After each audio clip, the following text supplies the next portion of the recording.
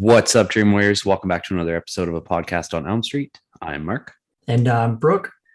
And this week we are talking about Brooke's pick of the month, Paranormal Activity from 2009. Or 2007, depending where you look. Yeah, I was confused by that too, because I remember vividly when I went to see it in theaters and I was like, there's no way I was only 18 because I was in college. Yeah. But it had like a worldwide release in like 2009. Mm-hmm. Yeah. But yeah, I was a little confused by that. Mm-hmm. But anyways, this is your pick. What made you decide to pick this one? Because the last movie you said you wanted to go with a scary movie, Mm-hmm. and it wasn't quite as scary as we thought it was. Yeah. So I thought that I would pick what I used to think was a scary movie. Okay. Spoiler alert. So yeah, I decided to pick Paranormal Activity. Sweet. It's only taken us like 137 episodes to talk about it. Oh yeah.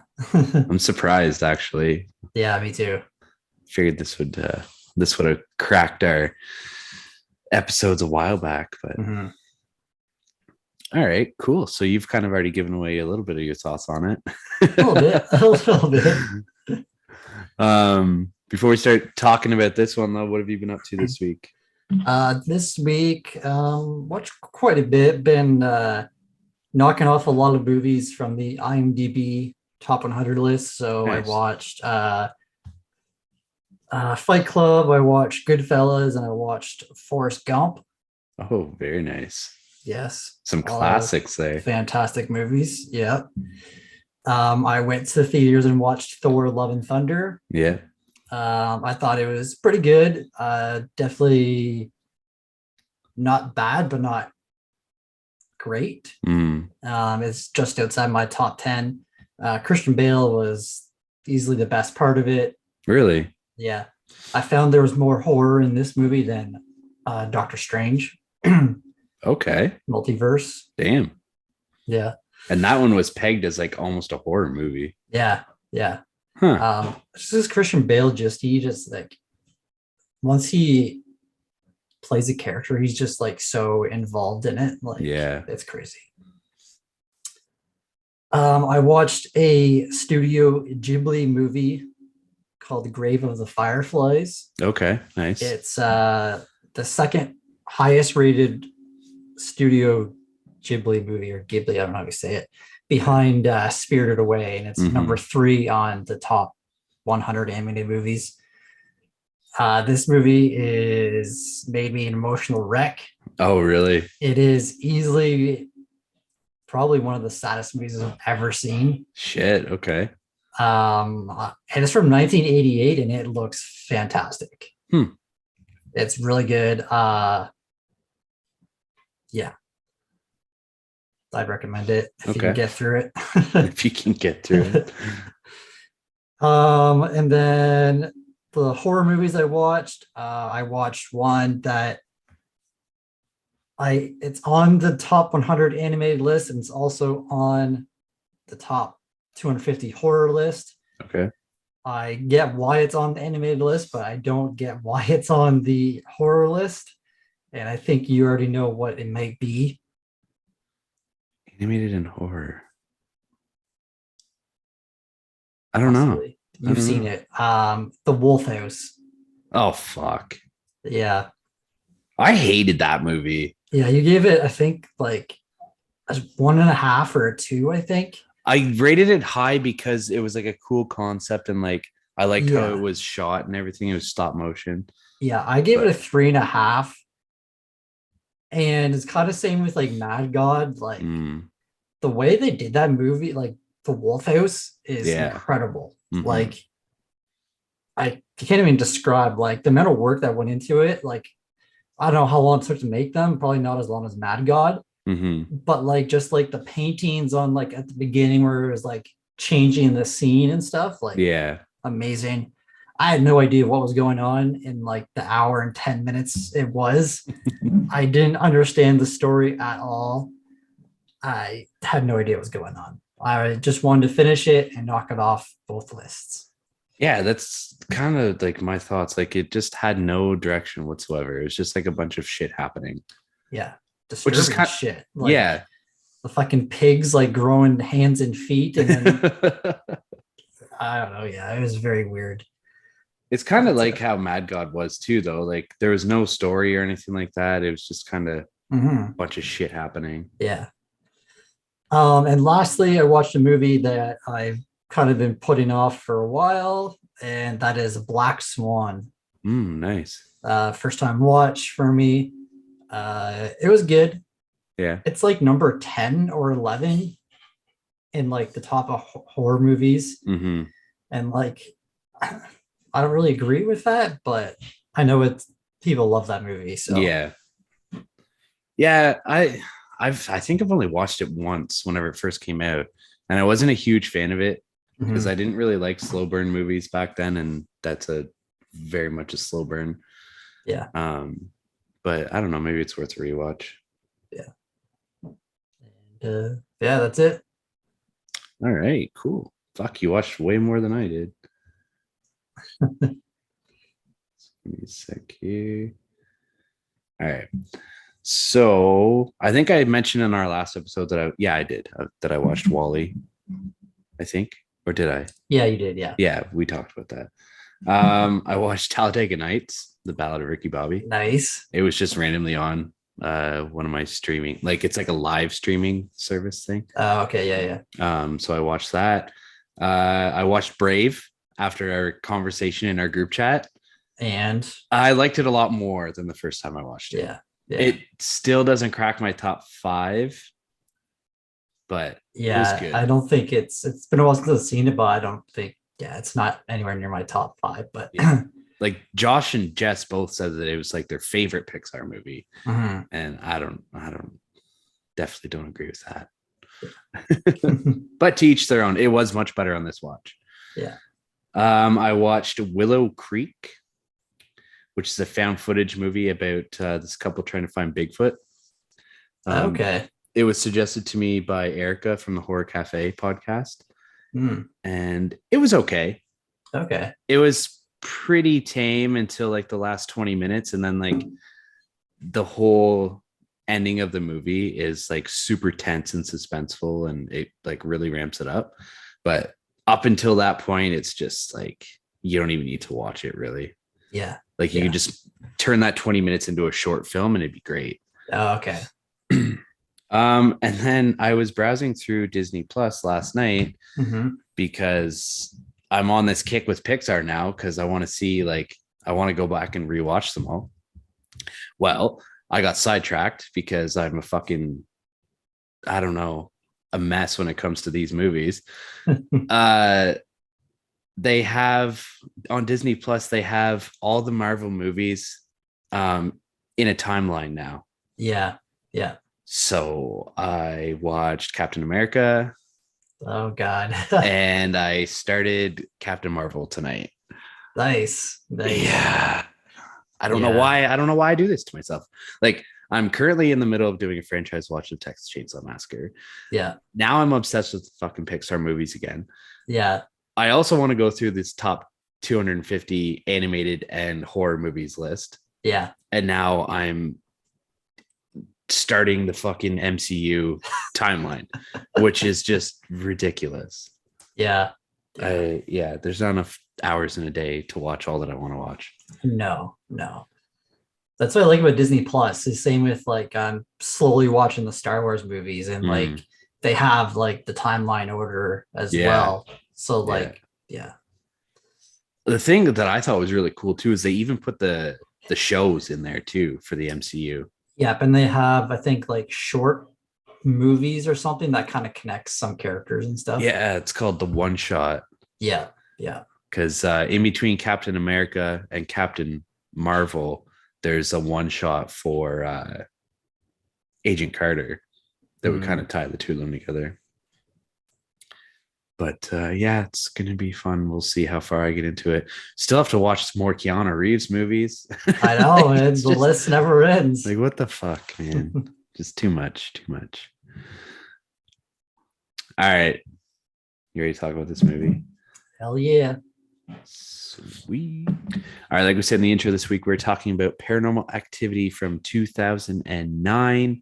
This movie was also released in some festivals and limited theaters in 2007 and 2008. So don't come at us for a wrong year if that's what you want to do.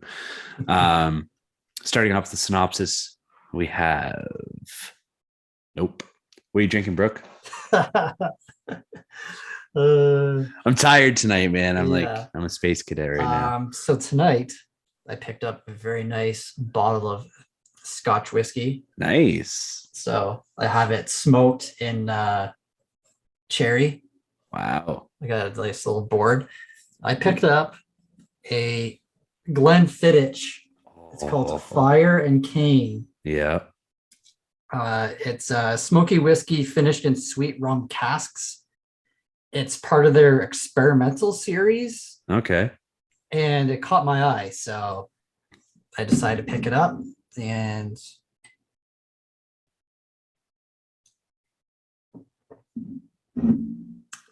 that's a whiskey.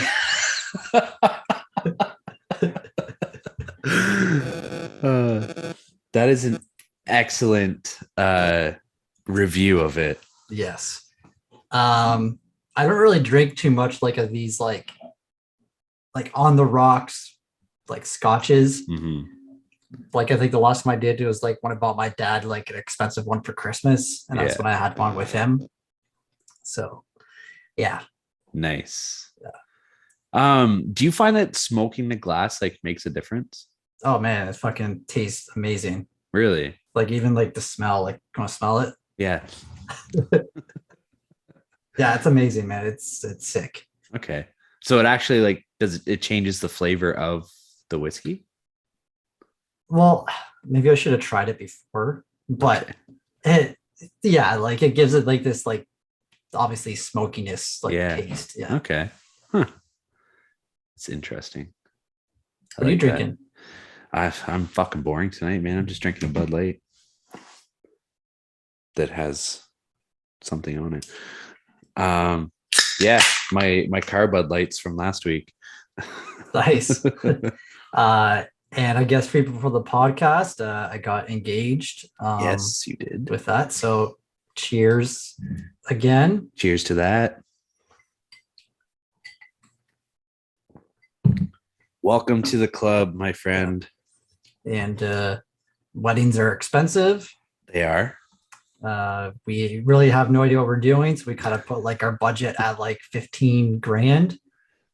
Okay. And we found our venue. They sent us like the form to like for like an estimation, and they're like, what do you want our budget? Like between 15 and 20, and then like going up, and then they have all the dinner plans and the plates. And just like trying to pick our dinner and what we want. It's like, oh, this one is $43 per plate. And it's like then adding up like the people, it's like, okay, that's gonna be like $5 grand. Yep. So but yeah, they're not cheap, man.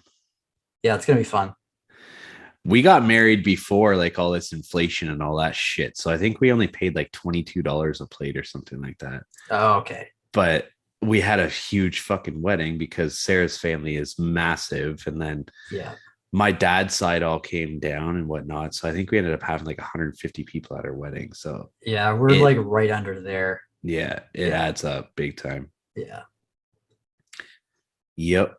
Just elope. Just like go down south and do it on a beach. It's tempting. It's tempting. Yes. All right, let's get into this movie. All right. Starting off the synopsis.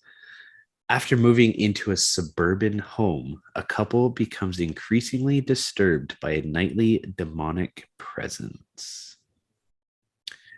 Wraps it up nicely with the little bow. Yeah. Can't get any more to the point than that. This movie was directed by Oren Peli. This was his directorial debut, and he's also done one other movie called Area 51, which I have not seen. Yeah, it's crazy that he survived this movie.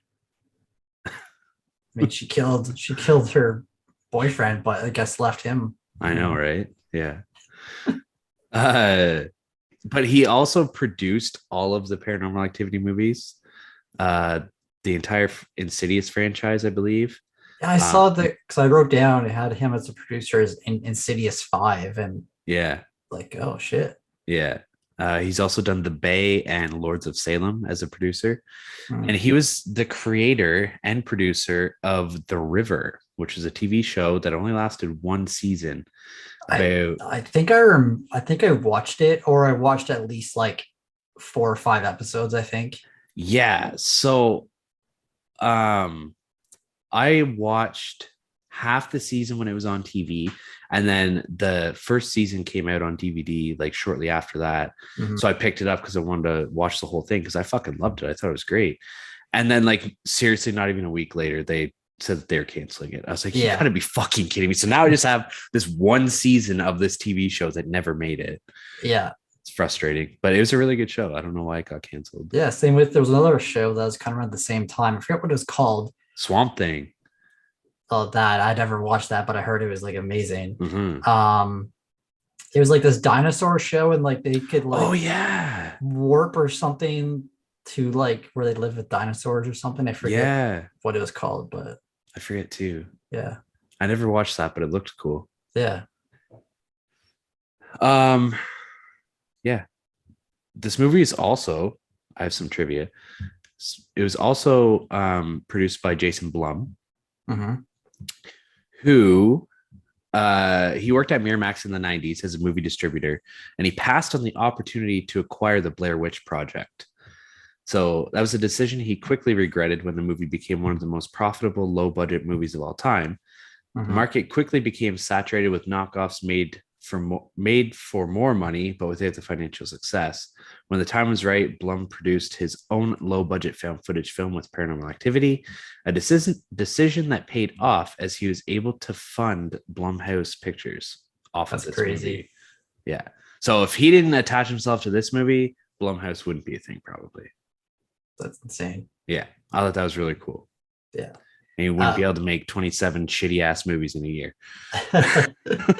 A little like side thing has nothing to do with this, but I read on like the Forrest Gump trivia that Tom Hanks didn't get paid for acting in the movie. Oh God. He took percentages instead. Smart.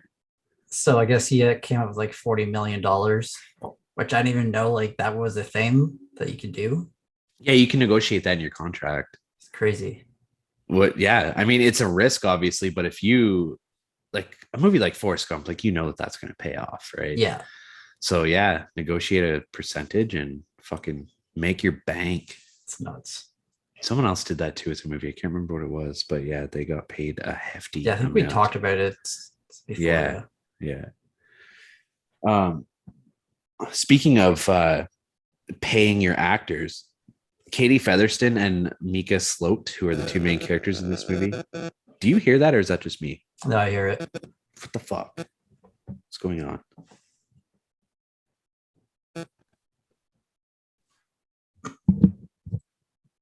Okay. Who are the two main characters in the movie? They only got paid $500 each for their role. Yeah. Brutal. Like, but then I guess they went back and renegotiated. Yeah, once it became like the second most profitable horror movie out there. Yeah. But yeah, I jumped ahead a little bit. So Katie Featherston plays Katie. She's in Big Little Lies, The River, all the Paranormal Activity movies except for the newest one, Next of Kin. She's in a show called Solace for the Unloved. Micah Sloat, who played Micah, he's only been in the Paranormal Activity franchise. The next three, I didn't even bother looking at their list because I don't think they were really anybody. Mark Fredericks played the psychic, Amber Armstrong played Amber, and Ashley Palmer played Diane. Yeah. Did you look them up? No. I didn't think so. Okay. I read that they actually got a real, I don't know if it was a demonologist to play Dr. Avery's.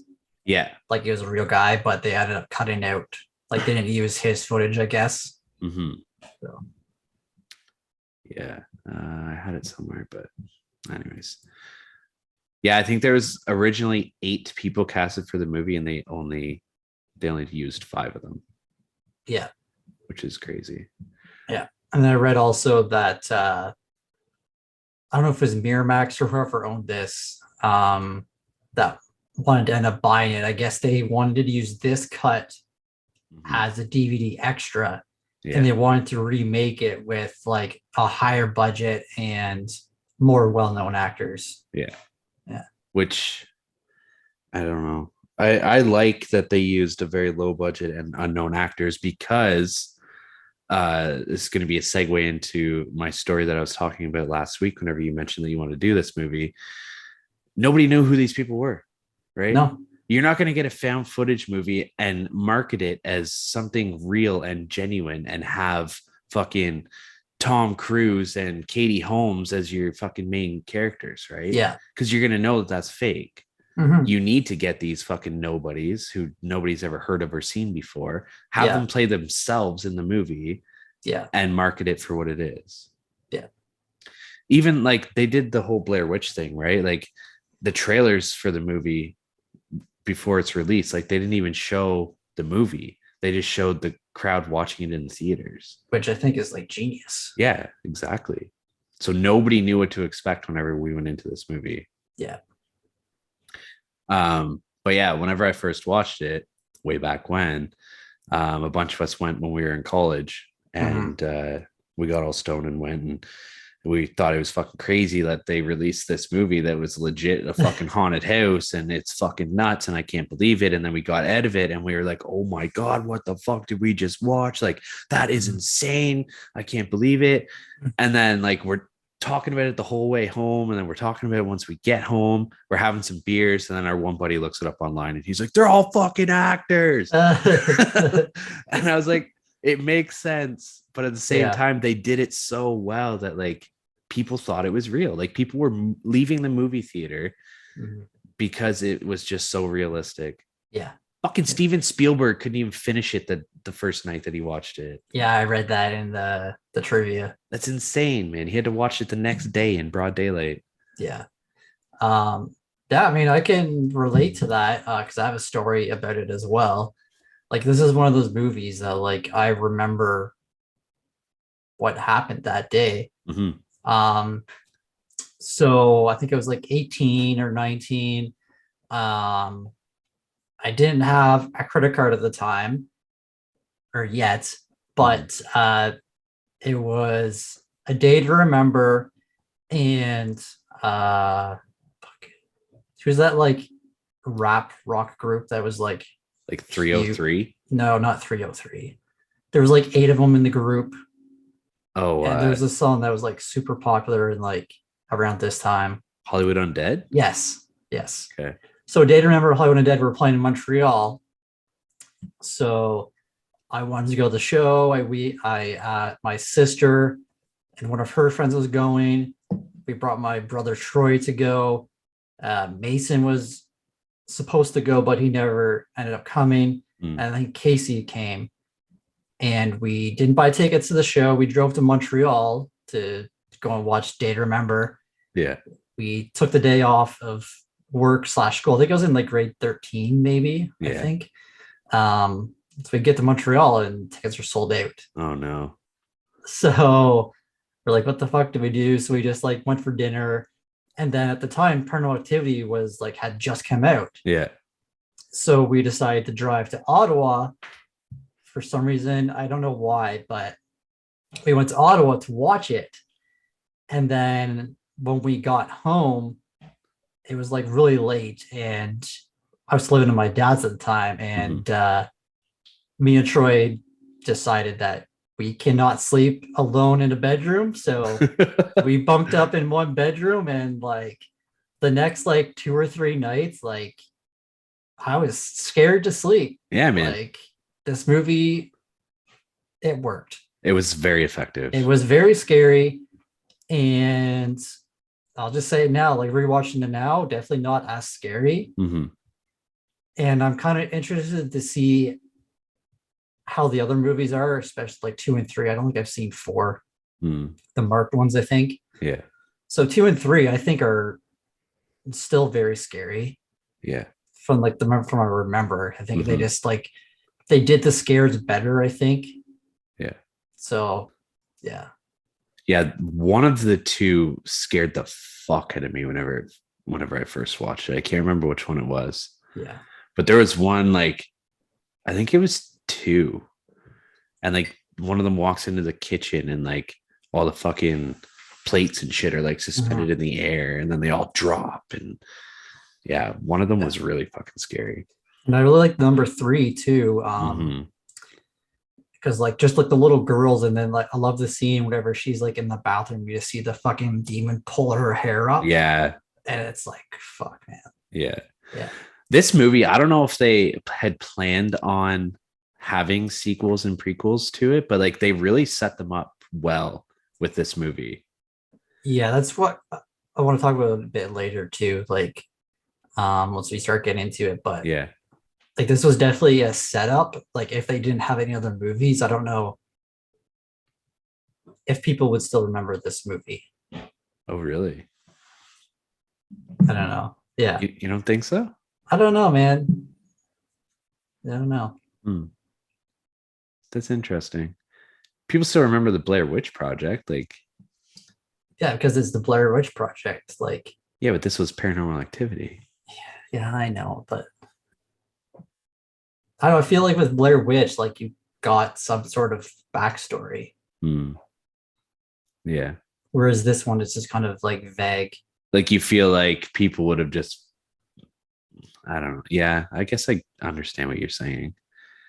Because like they set it up with her talking about how like the shit used to happen to her when she was a kid, to her and her sister, and then we have that prequel in the third one, right? That's the third one. Yeah, third one, yeah. And then the second one, it's a different family that moved into that house, I think. I think it's her sister. Yes, you're right. Yeah, it is her sister. Yeah. So yeah, I guess like we're kind of getting the full story in those first 3 movies, and then they just got super shitty after that. Yeah. Like the marked ones, and then there's Next of Kin, and then there's another one too. I can't remember what it was called, but it was, I think Next of Kin was the latest one, isn't it? Yeah, it was awful. Yeah. Yeah. Came out last year. But anyways. Do you think that so Blair Witch was like what, 97-ish? 99, yeah. This movie 2009. Yeah. Do you think that we've gotten or will get another movie like these two? Because Blair Witch is the most profitable movie ever made. I think it brought in like $260 million. Something like that. Something like that. Cost like 25 grand. Yeah. This movie, I think, cost 20 to 30. It was originally a $15,000 budget, but they bumped it up a bit. Yeah. And it made, I think, 130 million, or 190. Yeah, you're right. Yeah. Do you think that we'll get another movie like these, or do you think that there's just like too much like accessibility to internet and stuff like that? Yeah. What is that? Let me unplug my headphones. Maybe it's my headphones. It's driving me crazy. It did it when we recorded with Felicia too.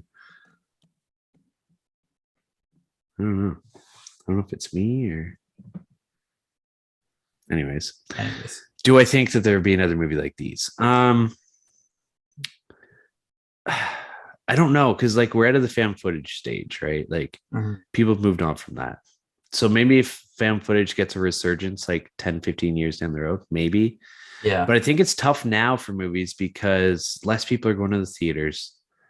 Like movies are still making big money. Like the big blockbuster movies are still making a lot of money. But I don't know if these low budget horror movies would, because people have the access to watch them at home now. Now, I know that does go towards their worldwide gross, I'm assuming anyways. Like it would have to, right? But yeah, I don't know. I know me personally, I got sick and tired of found footage movies. Yeah. And that's actually why Willow Creek got suggested to me, because like I mentioned to Erica that like it's just kind of beating a dead horse at one point in time, right? It's the same with the zombie craze and all that shit. Like, I've talked about it before. We've both talked about it before. Like, there's different eras of horror, right? Yeah. So yeah, I don't know where I was going with that. I don't think we're gonna see movies like these two again. Like on a $15,000 budget, making $190 million, man. Like, that is just absolutely a pipe dream. Like, nobody can predict that that's going to happen. No. Obviously, the people that make it don't predict that'll happen. No, of course not. Like, realistically, that could be like a fucking film school project, right? That ends up going nuts worldwide. Yeah. Maybe the Velocipaster, you know, it'll get up there. Maybe if it ever gets a theatrical release. Yeah.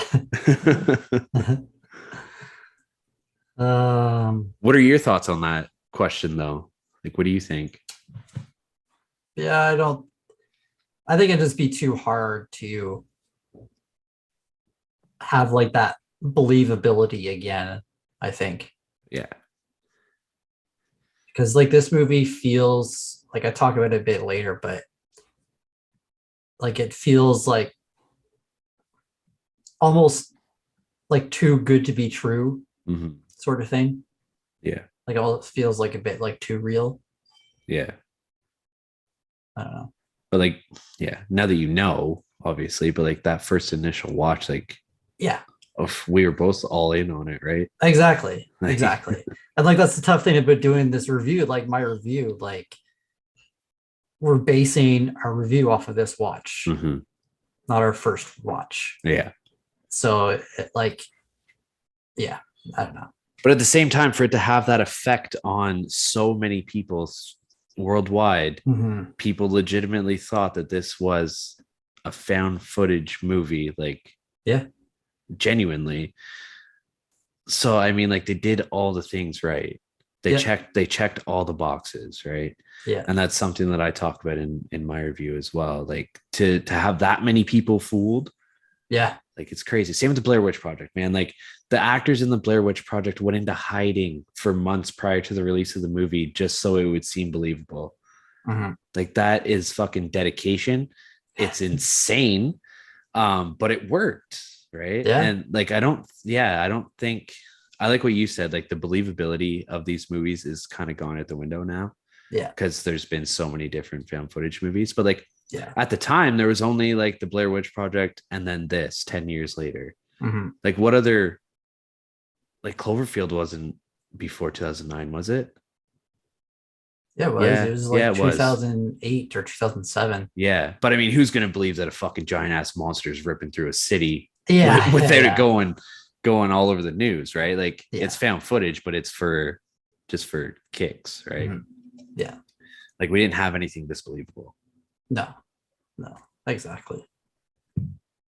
But anyways. Yeah. Should we get into some of the movie talking points here? Let's do it. So yeah, this movie was actually filmed in 2006, but didn't get released until like 2009, we'll say.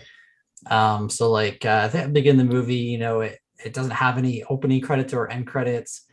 It just has like at the beginning, like we'd like to thank the families of Katie Featherstone and Micah Slout or Sloot, or I don't know. He is a sloot. He's a little sloot. And then like the San Diego police for like whatever. Yeah. So that adds to it, obviously. So you kind of like find out a bit that like this entity has been following Katie around since she was 8. She kind of talks about it like her and her sister, it would be staying at the end of her bed, like looking at her, and it wouldn't like be at her sister's bed, just at hers. And it's kind of always like followed her since then, like on and off and on. And now they think that it's back. And her and Micah have been together for 3 years.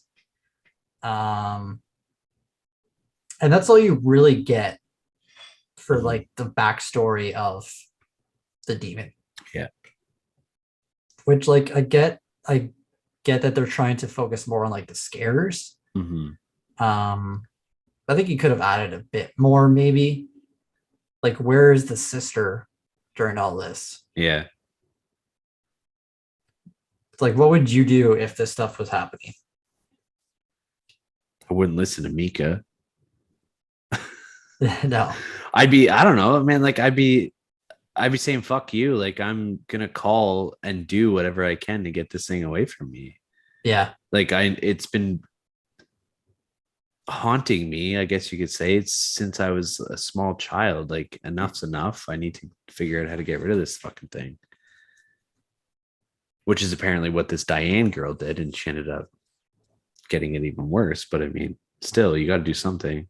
Or maybe you just learn to live with it, because up until the events in this movie, it was never like malicious towards her or anything like that. Like she's never been attacked or anything. Yeah. And I attribute a lot of that to Micah being a complete fucking dickhead. Dude, I fucking hated him in this movie. Yeah. He had his shining moments every once in a while, but then like he was just a complete tool the rest of the time. Yeah, he's just like egging the demon on the whole time. Yeah. Like antagonizing it and like thinking that it's helping, but really he's doing nothing at all but making things worse. He's literally like a frat guy who just tries to pick fights with people. Yeah. Right. Yeah. Like, and he's picking a fight with a fucking demon. Yeah. Yeah. Like, what do you, I don't, that's what drives me fucking crazy about him. It's like, what do you think that this is going to achieve? Yeah. You're egging on a demon who you cannot see, who has all the power at its fucking fingertips. It can do whatever the fuck it wants to you. Yeah. What are you going to do? And like throughout the movie, like it starts out, night 1, night 2, whatever, and like progressively gets worse. Yeah.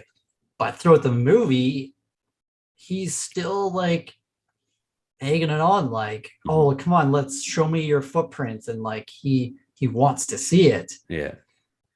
And like during the day on that, whatever day it was, I don't remember now, but he was like, oh, it's been a while since we've seen anything. Like, where are you? Show yourself and all this stuff. Like, dude, just leave it the fuck alone. Yeah, exactly. Exactly. If you were in Micah's shoes, what would you do? Oh man, that is a very hard question. Because he says like they're having their conversation. They've been together for 3 years. And she mentions to him that it's been around since he was 8. And he's like, well, why didn't you mention anything before we moved in? And then she's like, what am I supposed to do? Mention on the first date? And he's like, no, like the 15th date, the 30th date. And like on that side of things, I'm kind of on his side. Yeah. Because if like we're only together for 3 years and we moved in together, I don't know if they had bought this house or whatever, but yeah, if all this crazy shit was happening, I don't know, man. I think I'd be out of there. Yeah, it would be a tough call. It would be a tough call because they're very obviously like a good couple. Like they're in a good relationship and whatnot. Yeah. And so, yeah, I don't know. I think I would try and help her for the first bit. Yeah. And maybe like if things really start getting crazy, I might have to fucking bounce out the front door. Well, because he doesn't want to leave until either the final night, like that day, or it's like the night before. Yeah. And I think at that point she's already possessed. Yeah. Yeah, he finds her sleeping outside and then. Well, like after that. Yeah. Yeah, actually, I think a question as well. Like, how long, like, do you think she was possessed for? I think it was just those like final 2 days. Okay. Because, well, no, I think it was whenever the demon grabbed her and pulled her out of the bed and bit her. Yeah. I think that was the possession. Okay.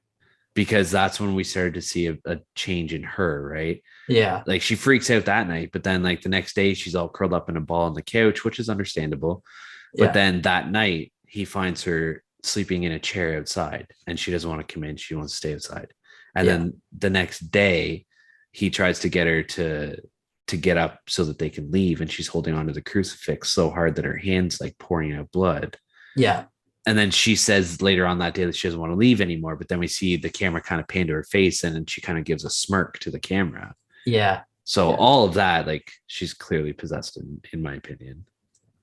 I didn't get Micah, like some of the delivery lines of the actor that played Micah like weren't the greatest. When he's like, she has the cross, and he's like, "Oh, I'm so done with this shit." He's like, I'm gonna do something about this right now." Yeah.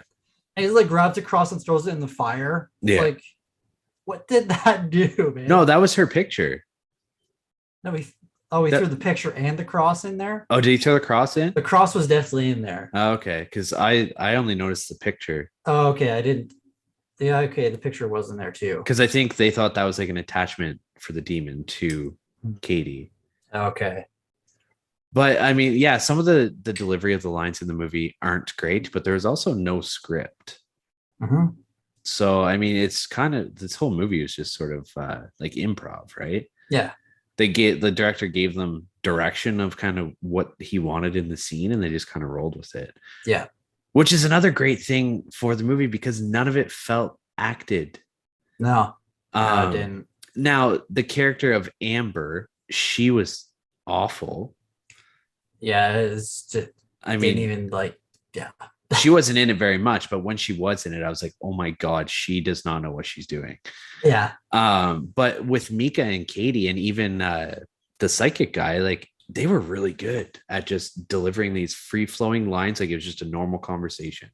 Yeah, Frederick seemed like a legit, real, like smart doctor. Yeah. Like the way he was talking, the words he was using. Mm-hmm. Maybe he is, I don't know. Maybe. Do you like the buildup of this movie? Yeah. Yeah, like how do you find like the pacing and stuff? I found it was all right. Like it felt like it was like day-to-day life watching this couple, and then like shit just starts to go awry at night. Yeah. I mean, it's only an hour and 26 minutes. I think it could benefit from like an extra maybe 10 minutes, like how you were saying, like get that backstory with the sister and whatnot. But I don't know. I found the pacing was good. There was one point where I thought I was a lot further in the movie, and I checked to see how much time was left of it, and it wasn't quite as far as I thought. So maybe the pacing wasn't like perfect the whole time. Like it felt a little long at one point. Yeah. Because like the whole first act, nothing's really happening, right? You're just kind of, it's just setting the pace for the rest of the movie. Yeah, you're kind of getting to know like Micah and Katie as people. Yeah, exactly. Which isn't a bad thing, but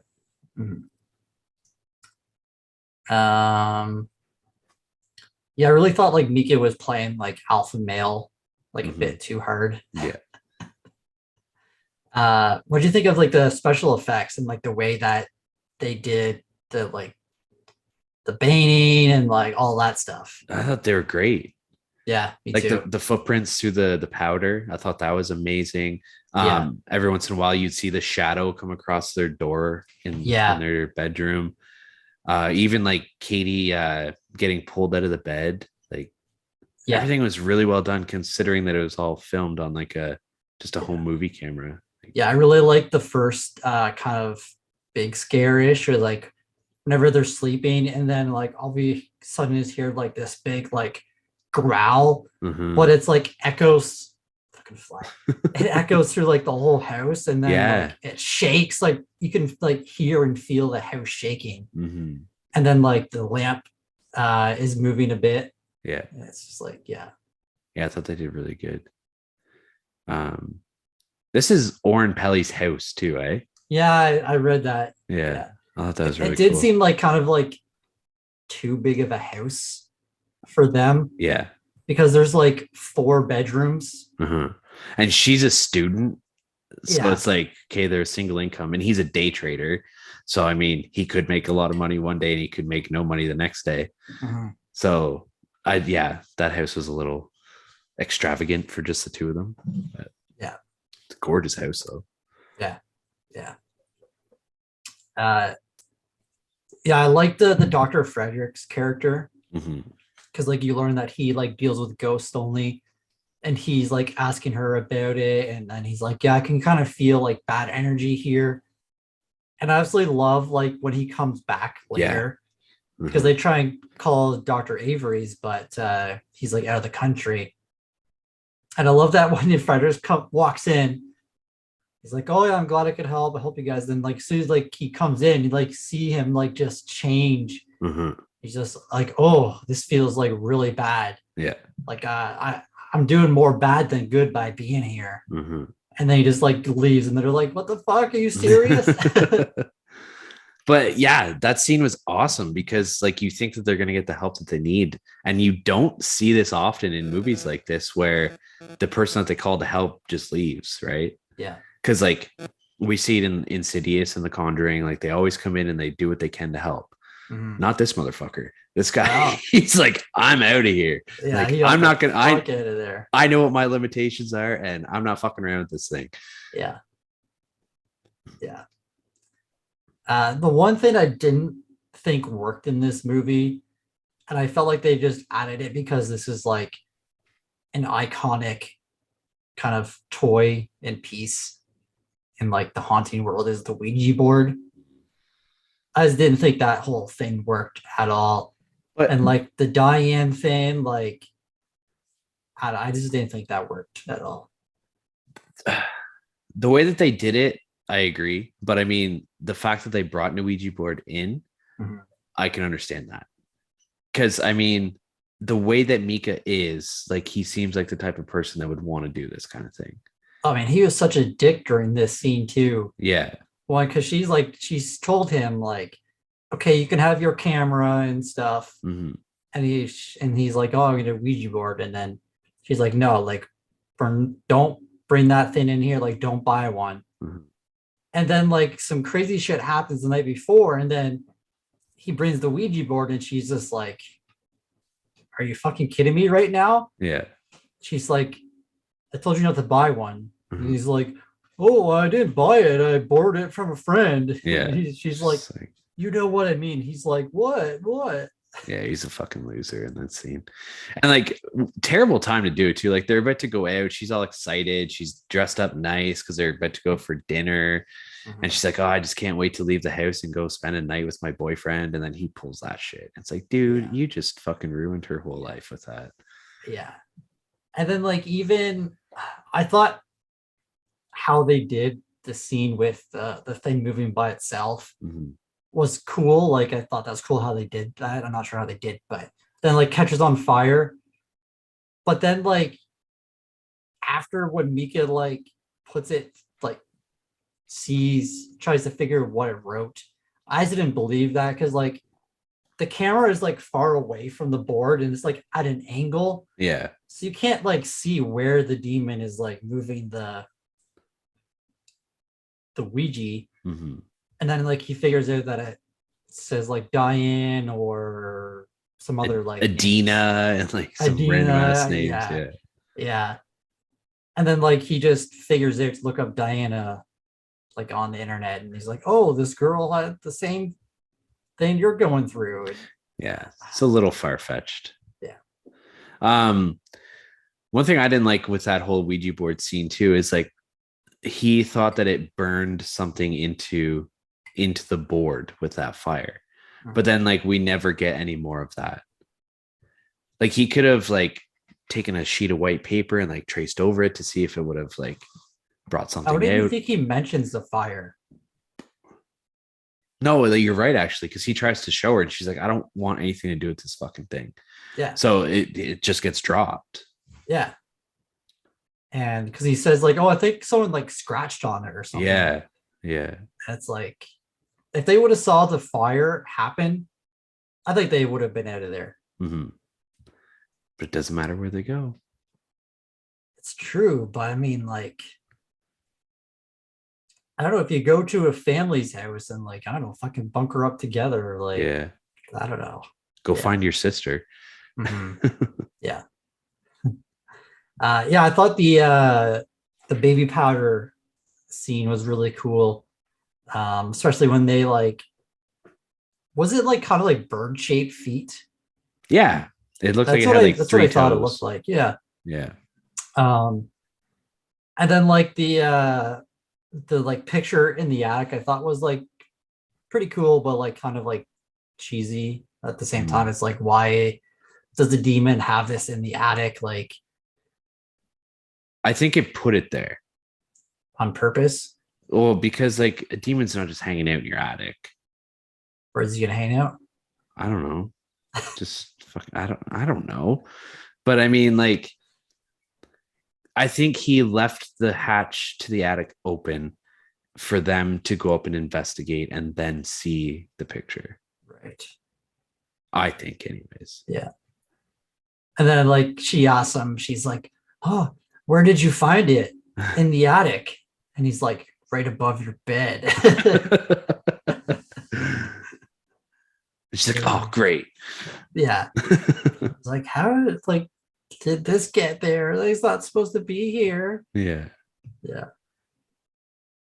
And then the next day, during the day, some stuff happens during the day. The demon smashes the picture of them in the hallway, and then that has like scratches on Micah's face. I love that scene. Yeah, me too. Because that just proves right there that like Micah's the problem. Yeah. The demon's saying like, "You're cool, you're a fucking asshole." Yeah. Yeah. Because I think he obviously wants to kill Micah. Yeah. And I mean, can he do that as himself? Maybe because not. He injures Katie, right? Yeah, he bites her, I guess. Eh? So like maybe this whole time, like he doesn't want to hurt Katie. But for whatever reason, he wants Katie to kill him. Yeah. Because maybe he can't do it himself or something. Maybe because he's been attached to Katie. So maybe that's why he's able to have a physical kind of connection with her. Yeah. Maybe he's not able to because like with Micah, because he's not attached to him. Mm-hmm. And I think they mentioned during like Diane thing, like when they're like kind of like describing that, that it like attaches to random people. Yeah. And I think in the third movie, I think like it only attacks really the sister, like Christy. Which it shouldn't do because according to this movie, it never bothered Christy. It only bothered Katie. Oh, really? Oh, okay, maybe I'm just remembering it different then. Well, Katie said, like you mentioned it before, like he was never at the foot of her bed. He was always at the foot of my bed. Right, because he wasn't connected to her the same way as Katie, maybe. Yeah. I don't know. But then like in the further sequels, like the marked ones and then whatever the other ones are next to kin and the other ones, there's like so much backstory on like what's going on, and they turn it almost into like a sort of hereditary cult thing. And it just, because I think they kind of do that in the third one, right? I think, is it the third one and all the old people are there? Yeah. That freaked the fuck dude, that was a scary, that legit is one of the scariest scenes. Yeah, that was really scary. I forgot about and that fucking final, oh man, now I want to watch them. I know, me too. When he fucking like steps on the guy's back and just breaks his back and shit. Sorry. What was I going on about? I forget. I don't know. I forget. So yeah, Fredericks comes, he leaves again. And then that night, Katie gets dragged away. And like, I love the one scene too, like, whenever they're sleeping and then like you see the sheets. I love that they don't have like a heavy blanket on them. Yeah. It's just like a sheet. And like the sheet like kind of like waves up, like you can see something like is moving under it. Then it like flips the sheet up to like expose your 1 foot. Yeah. And then like just moves your foot a little bit and you're like, oh shit, something bad is gonna happen soon. Yeah. And then like the one scene, like he drags her out and it's fucking nuts. Like if I was Micah, because like they're screaming and she's like, Micah, help me. And then he's like screaming like, get off her. It's like, I would get the fuck out of there. Yeah, at that point, yeah, maybe. Like, Jesus Christ, man. One thing too, I like with that powder scene. I know we've already kind of went all through that, but like how Micah says, "Whoa, whoa, whoa!" Like there's footprints in, but there's no footprints going out. Oh yeah, it's yeah. like, whoa, like that's fucking trippy. Like, you know that thing's still in there. Yeah, so like the next day, she's like, she looks super zonked out, and I think Micah, like, he mentions that, like, oh, you should really try and get some sleep. But you think that she's possessed at this time? Yeah, I think so. Yeah. Like Yeah. the early stages. I don't know if there's stages of possession, but Yeah, because like the one scene early on, I think it's like the sixth, maybe like the 10th night, maybe, is whenever she like stands up and like stands just looking at Micah for like 2 hours and then goes downstairs outside to the swing. mm-hmm. And then she wakes up and is like, oh, I don't remember anything. Maybe he was just like kind of testing the waters to see if he could do it to like possess her. Yeah, and then she does it on the last night as well. Yeah, yeah. It's just fucking creepy. Like, imagine it is creepy. Just like woke up and is like, "What the fuck are you doing?" He just like calls her a weirdo and stuff. Like, yeah, when they're looking at the footage the next day. Yeah, yeah. And then like Micah at this point is still like thinking that he knows what to do, and like he thinks that he's in control, and like Katie is like, clearly you're not in control of this situation. Like, you're just making things worse. Well, and that's what he said. Yeah, he says too, like, you don't need to call an exorcist. Like, you're my girlfriend. I'm gonna deal with this and all this stuff. And again, it's like, what are you gonna do, man? You're gonna read shit online. You're gonna buy a fucking Ouija board or borrow it from a friend. Yeah. And you're just gonna piss this thing off. Yeah. Like at one point, I was kind of like hoping that, like, I think the powder scene, when they're like walking out and then the like demon slams the door of the room and then he just like busts in like he's like tough shit. I was like hoping that like the demon's just like standing there on the other side. He would have shit his pants. Yeah. Yeah. Yeah. Anything else before we get to the final scene? That you wanted to talk about, or? I don't think so. Okay. So you mentioned that you watched the alternate ending. Yeah. Okay. So, go ahead. I was gonna say, just because like I have the Blu-ray, so I wanted to compare the two endings because I knew that you're watching it on Paramount. Yeah. So I mean, in the one I watched, I'm sure it's not the one you did. She gets possessed. She stands up. She stands at her side of the bed for like an hour or so.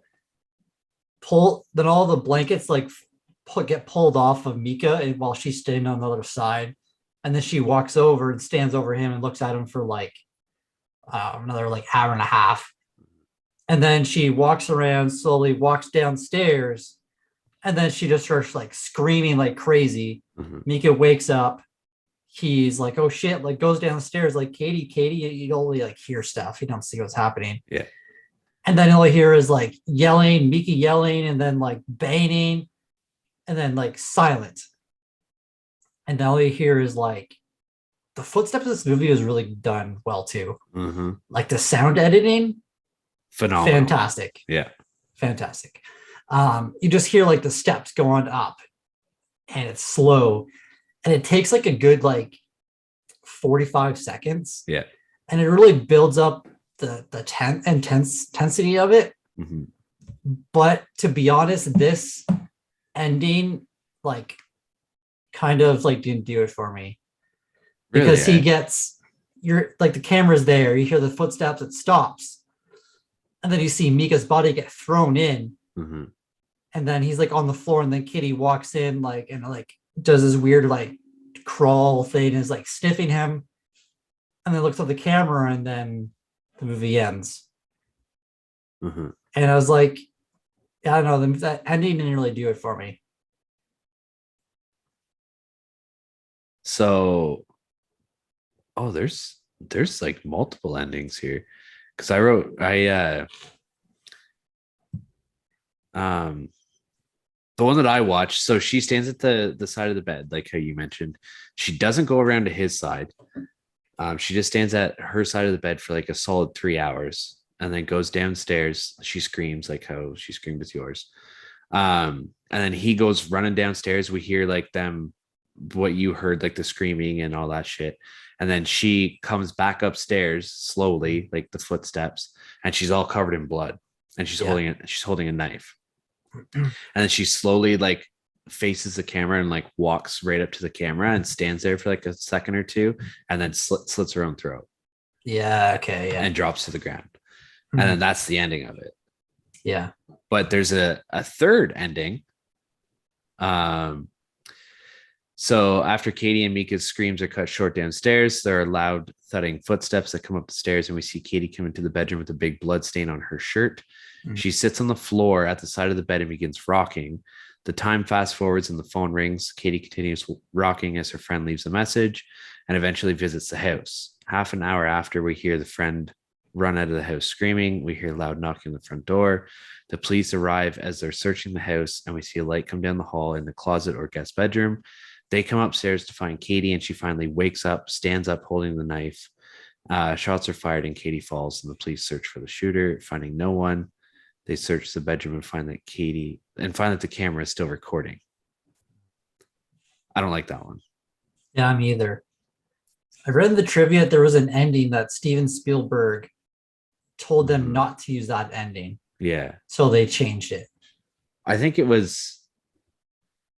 my alternate ending was what the original ending was. And then they changed it to the theatrical version. Probably so they can make more sequels. That's true. Actually. Or make more movies. Yeah. Because in the second one, it's like, I think her sister's house. No, it's either her sister's house or it's a family that's living in. It can't be her old house because it burnt down. Yeah.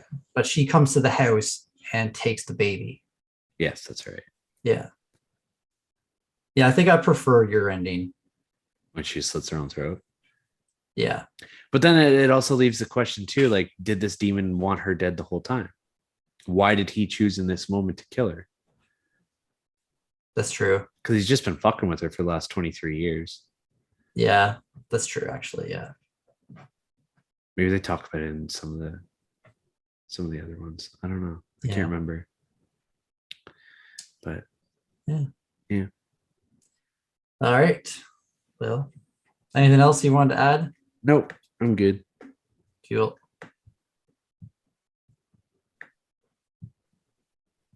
That's the way the blood splatters. I was waiting for it. 137 episodes and you still forget it sometimes. I can't say much though. Exactly. I was gonna say, All right, man. What did you rate this movie? So, I gave the story a 3 out of 10. Yikes. Yeah. There isn't much background you get in this movie. It's mostly all just like scares and stuff. It's all very vague. I hated the stuff with Diane. Like, I just felt like it was just really like poorly executed and kind of not lazy, because they created that Diane character and like the website and stuff. Mm-hmm. So like, I don't know, it just didn't really do it for me story wise. You're kind of left like with questions at the end with all like the different endings that they have for this movie. It's like, what, like, which story is true? Like, I don't know. What was the initial vision of the movie? Yeah. So story 3 out of 10. Okay. And quality, I gave a 5 out of 10. Okay. I did have it a 4, but I bumped it up to a 5. Wow. Yeah, I know. Okay.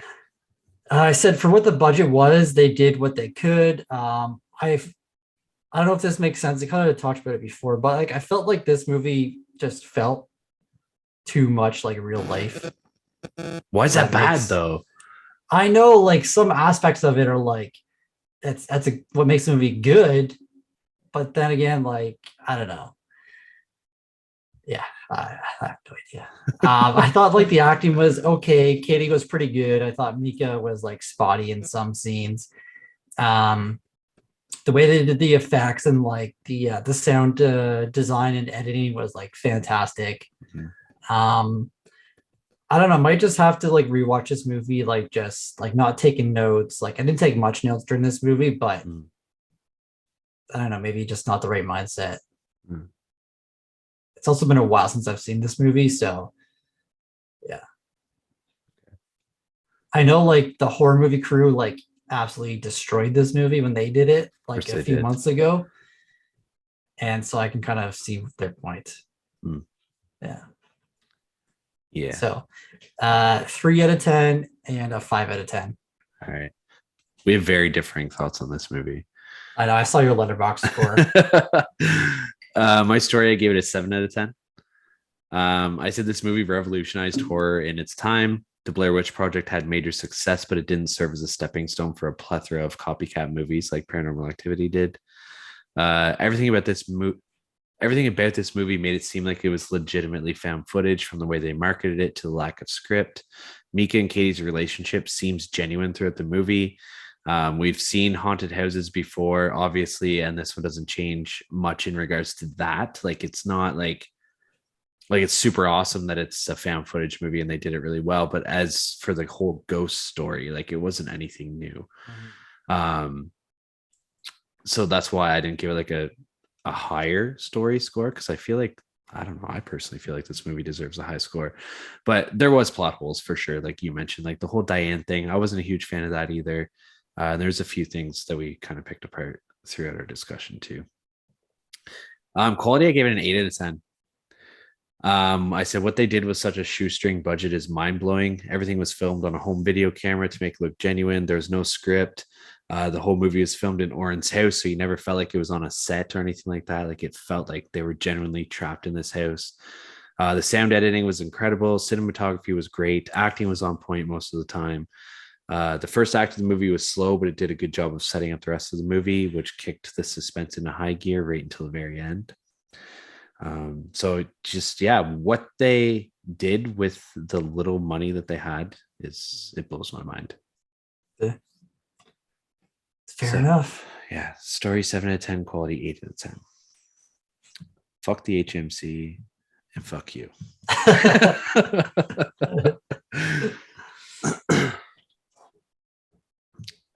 All right, you guys know our scores. Head on over to Rotten Tomatoes and see what they've scored it. The critics' consensus: using its low budget effects and mockumentary method to great result, Paranormal Activity turns a simple haunted house story into 90 minutes of relentless suspense. Based on that, what do you think the critics scored it? Did they say 19 minutes or 119 minutes? 90 minutes. Oh, 90. Okay.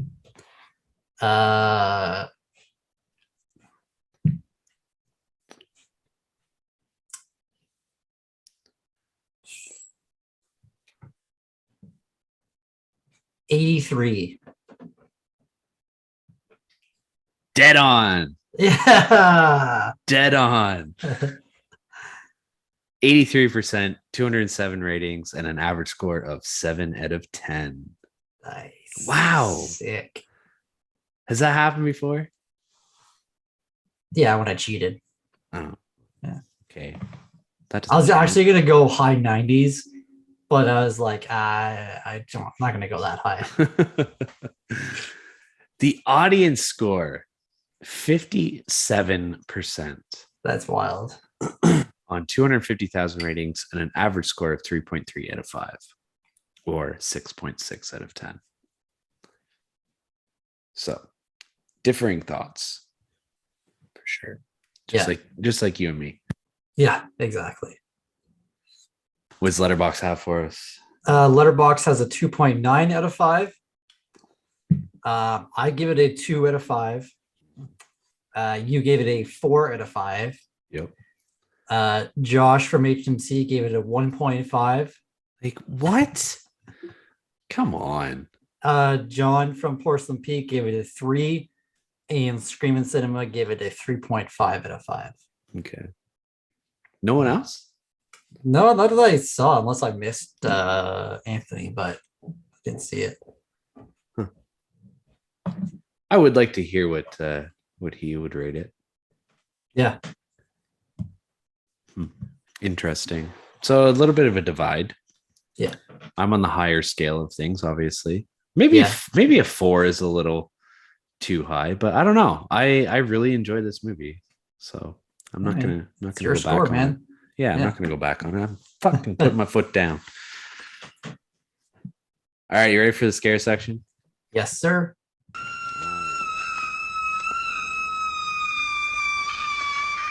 Sir. All right. What did you give for a scare rating? This might surprise you, but this is based off of this viewing. So I gave it a 2 out of 10. Wow. Yeah. Yeah. Okay. You've given some like not scary movies higher than a 2 out of 10. I don't know, man. This did do it for me this watch. All Like, right. All right. honestly, like if it was just like first watch, Oh fuck. probably be like a 9. Yeah. Yeah. Easily. So yeah, 2 out of 10. I don't know, man. I just didn't get scared during this movie. Like, it was very creepy scenes and stuff like that was done well, but like the jump scares and like the scare factor just like kind of aren't there. Mm. Like, I feel like after I watch this movie a few times, it kind of loses that feel a bit. I got a question before we move on. Yeah. What's a 10 out of 10 scary movie for you? I Do you have one? feel like I've had like a really high one before. Yeah, maybe, eh? Well, speaking, like I mentioned it at the start, Black Swan is a movie that I've been dreading to watch because I knew like about her like condition that she had, and like the one scene in the bathroom at the beginning, that scene made me almost fucking throw up. Like, I could not watch that scene at all. It made my body feel so disgusting and like tingly and like, yeah. Ugh. Like, that would be like a 7. A 7. Yeah. I feel like The Conjuring 2 would be like a 9 or a 10 for me. I can see that. Yeah. That movie was scary as shit, man. Yeah. Yeah. All right. Anyways, sorry to interrupt. I was curious. Yeah. Scariest scene. This might be a surprise as well, but this was like the one scene that kind of made me jump a bit. Like one of the first nights when Katie wakes up, like suddenly. Oh, she has a nightmare? Yeah. Yeah. I don't know why. Just like it was like the third night, and I was just like chilling in bed, and then she just like wakes up. She's like, ah. I was like, oh shit, what the fuck? But then the rest of it like didn't. I don't know, man. Didn't do it for me. And would I survive? I said yes, because I would leave Katie after the 5th night. At the 5th night. First footstep I hear, I'm out of that house. Yeah. What about you? I gave my scare rating a 5 out of 10. So this rating is based on now due to how many times I've seen it. But on my first watch in theaters, like it was a 9 or 10 for sure. But yeah, I mean, it's lost its effect over the years, obviously. Like, you know what to expect now, but it's been a while since I've watched it. So a lot of the stuff, I don't want to say like I had a whole bunch of jump scares, because I still remembered most of what was going on. But just like how you mentioned the sound editing and all that stuff, like the footsteps, it was all very creepy. The slamming of doors and the banging that we hear downstairs. And then there's something about Katie just standing at the side of the bed and staring at him, like you mentioned it before too, and like that shit is just, it's fucking creepy, man. I have kids, and I'm so happy that neither one of them have done this before, because I'd fucking punch one of them in the face, I swear to God. Well, like, you just jinxed yourself, man. So tonight it'll be like 2:45 a.m. or 3:15 p.m. or a.m. Yeah, just fucking pow. My scariest scene, I broke it into two versions, because like on this version that I watched with the alternate ending, I said when the demon screams really loud and then slams the bedroom door. Yeah. Just that scream, man. Like that scream was fucking terrifying. It was, yeah. Yeah. But on the original version, it's the end scene for me. Like Okay. the way that Katie's face like changes and like the way that she's moving into the bedroom and shit like that. Yeah. That was fucking creepy. Yeah. Would I survive? I said no. But I definitely make way better choices than Micah, like not taunting a demon that's haunting your girlfriend. Yeah. Like a fucking moron. But yeah, I don't know if I'd leave her. I feel like I would try and stick with her for a little bit. Well, you're a better man than I guess. I know. All right, well that wraps it up. That's it. We're gonna be closing out this month with another face off with real villains this time. Yeah. Just your typical everyday dudes that like to kill people. Yeah. At night. Yeah. So which one are we gonna do first?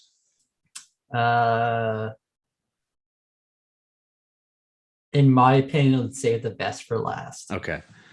All right. So next week we're going to be talking about Henry, Portrait of a Serial Killer.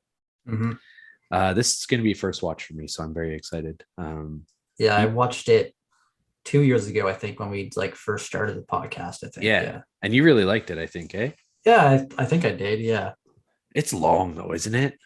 I don't think it's too long. No. All right. I forget, to be honest. Yeah. All right. Anyways, so yeah, next week's going to be Henry, Portrait of a Serial Killer, and our last one. Are we gonna say it? Yeah, sure. All right. It's been a long time coming. It's a very long time. Brooke's favorite horror movie, probably top 3 favorite movie. Period. Yep. We're gonna be talking about American Psycho. Yeah. So pumped. So yeah, next week we'll do Henry. Week after is going to be Patrick Bateman. We're going to see who comes out victorious. And I don't know. I'm neutral right now because I've never seen one of the movies. So I don't know. This guy could be fucking even crazier than Patrick. Who knows? Yeah. We'll see. Might be interesting though. I think Brooke's going to be a little biased with his. I'm going to try not to be. Okay. I'm excited though. I think this is going to be a really good matchup. Yeah. It's just 2 everyday dudes that like killing people. Mm-hmm. Yeah, because I was actually like looking up after we're trying to like decide, and I just like looked up on Google like top like serial killer movies, and like Henry was actually like pretty high up there. Like I think he was like number like 13 or 14, I think. Okay. Yeah. Nice. Sweet. Yeah. All right. Well, if you guys want to catch us on social media, you can find us at A Podcast on Elm Street on Instagram, Facebook, and YouTube. If you click the link in our bio on Instagram, you'll find links to our TeePublic account where we have our merch. There's also a link to our Patreon account if you wish to support the podcast that way. There's also links to each of our individual Letterboxd accounts, our Discord server, and anywhere that you can listen to us. Brooke, it's been a slice. It has, yes. All right. Well, yeah. That's it. All right. We'll talk to you guys next week. See you later.